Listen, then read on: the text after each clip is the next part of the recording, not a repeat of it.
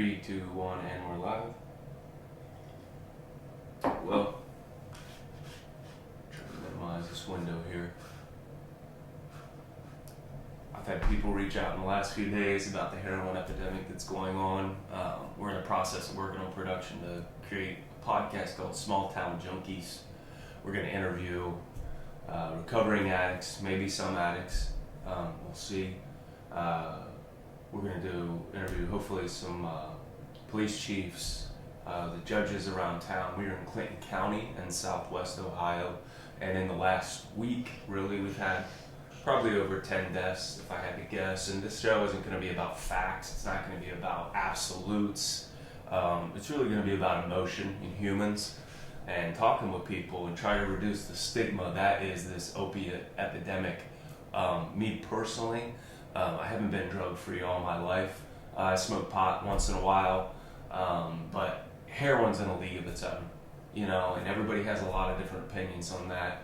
And a lot of these will be my opinions, my experience with it, a lot about how the people I lost. I get angry like you, but I also understand it. Spent the last few years really now talking in the community, working with the different churches around here, the cops, and just the judicial system. And I've had a chance to sit on awesome meetings, even some meetings they had FBI there and all kinds of things, and just got a real sense for what's going on, and it is coming from down south, it is, what do you call it?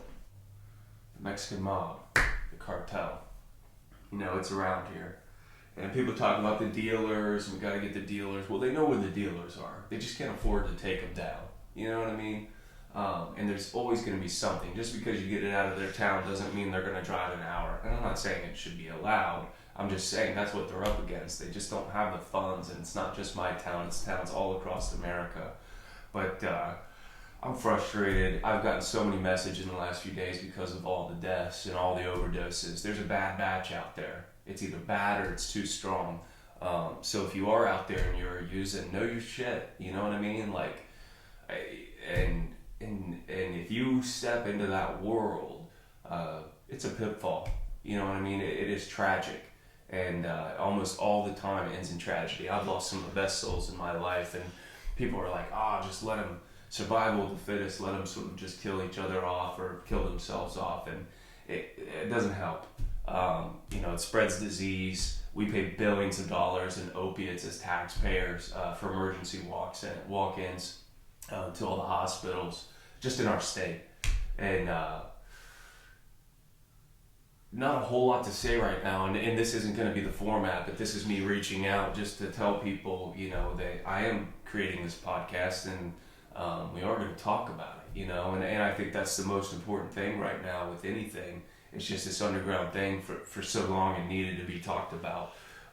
So my name's Jesse Littleton, also known as the musician and from the band Grand Bell Fisher. Again, we're in Southwest Ohio, just an hour north of Cincinnati, in a small town where I was raised my whole life. I've lived in Nashville, LA. My band's, we've been on Jimmy Kimmel. We played Bonnaroo. We've done all kinds of cool things. Met a lot of cool people. We're still at it, But I'm actually in Sabina. I bought the house that I grew up in, and we're doing some amazing things. And we're going to hopefully get to producing something even more amazing, which would be this podcast. So from me, my family, all of our friends, and just anybody that, chooses to talk about this, and not buy into the stigma of how scary, heroin is and how scary these deaths really are. So, welcome to Small Town Junkies. I think next time we're going to have an interview, with people, and I'll show you the real formula for how we're going to do this. So, welcome.